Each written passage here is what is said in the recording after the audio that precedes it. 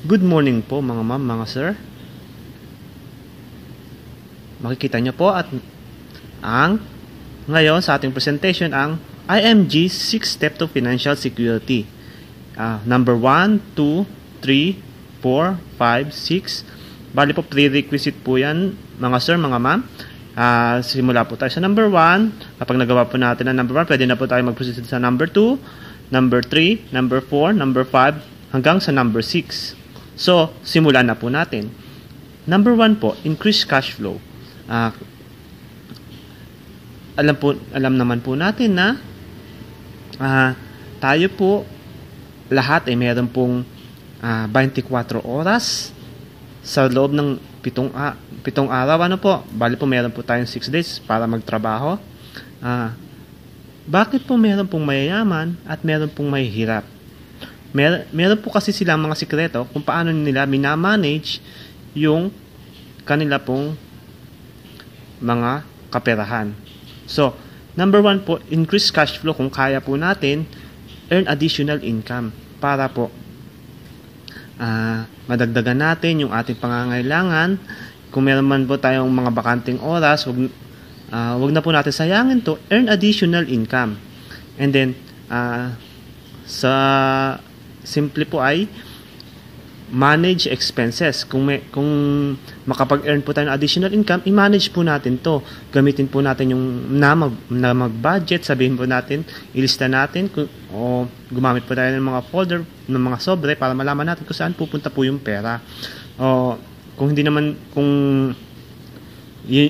isa lang po yung sa option, pwede din po natin gamitin yung formula of prosperity na tinatawag natin 10-70-20, 10% tithes po, 20% savings, 70% para pa sa ating mga expenses.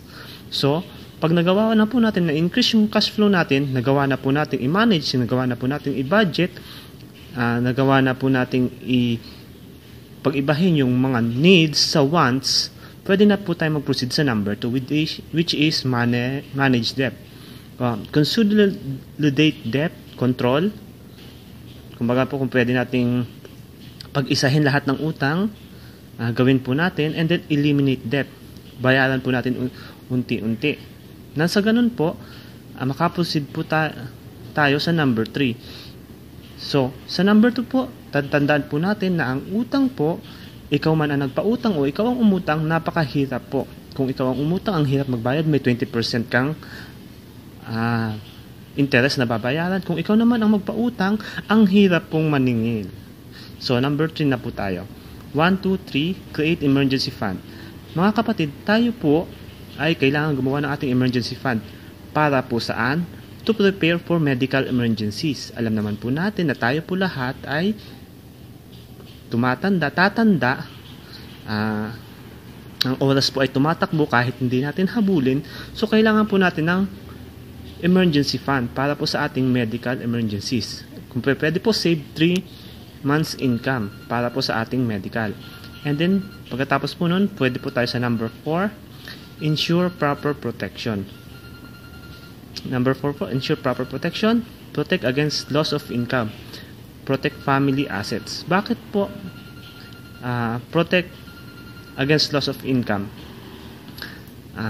Ensure proper protection, kung sakali man pong magtatrabaho kayo tapos bigla kayong matanggal sa trabaho, bigla kayong ma-terminate, o biglang magsara ang kumpanya, dapat po meron po tayong protection against loss of income. To protect family asset, kailangan, sa ganun po, kung meron po tayong proper protection, hindi po natin kailangang ibenta yung ating mga family asset, katulad po ng ating mga TV, bahay, lupa, kotse. Ayan po yung mga family asset po natin. So, kailangan din po natin na ensure proper protection para po sa biglaang pagkawala ng trabaho.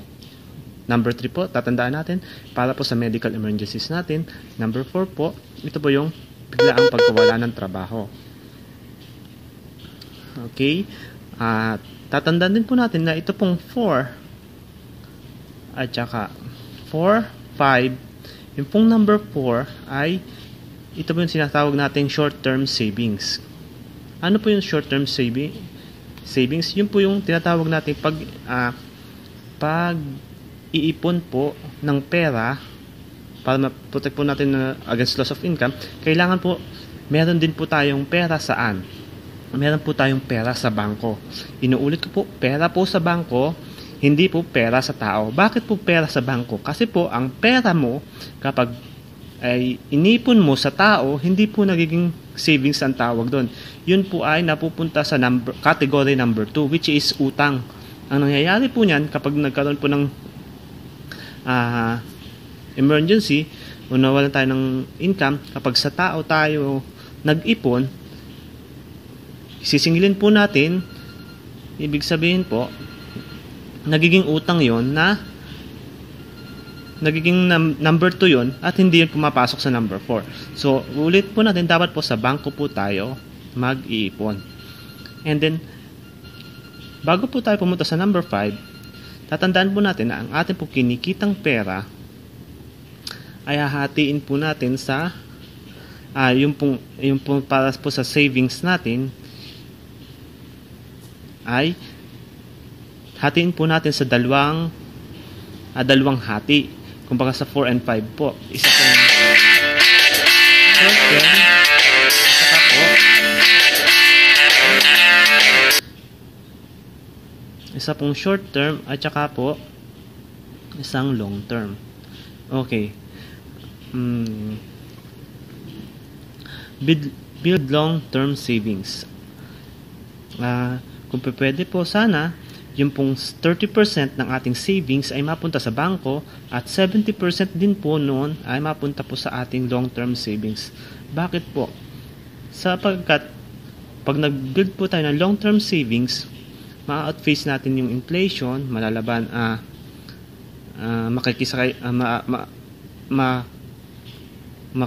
makikisabay po tayo sa inflation at sa pamamagitan ng pakikisabay natin sa inflation, mami-minimize natin yung taxation. So, yan po yung long-term savings. Pag nagawa na po natin yung 1, 2, 3, 4, 5, pwede na po tayo pumunta sa number 6. Kung ano man po mangyari sa atin, kung biglaan tayong kunin ni Lord, meron po tayong mapreserve po natin yung estate. Pwede po tayo magpamana ng kahit na anong pagmamay-ari natin sa atin pong mga mahal sa buhay, nang sa ganun po magkaroon po yung family natin ng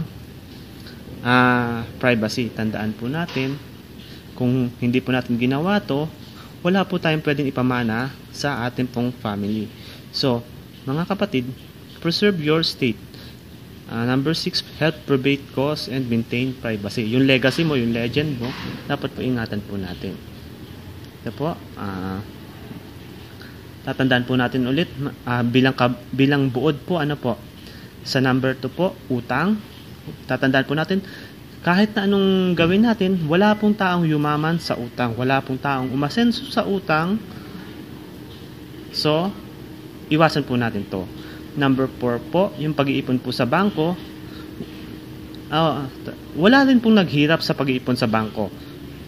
Pero tatandaan nyo po na wala rin pong taong yumaman, walang taong naghirap, at wala rin pong taong yumaman sa pamamagitan lang ng pag-iipon sa bangko.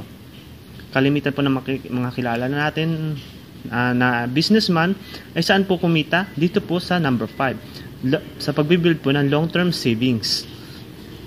Na kung saan, nga po sabi ko po sa inyo, outpace niya po inflation at saka minimize niya ang taxation. Ulitin po natin, dito lang po sa number 5 tayo ang kalimitan na pumapasok yung mga businessman, mga rich people, na dito nila binibuild yung, ito po yung mga secrets na mga rich people, why the rich get richer and the poor get poorer. So, ito po ang 6 step to financial security. Sana po marami po kayong natutunan at magandang hapon po. Ito po si Enrico Barrientos. Marami pong salamat. Mabuhay!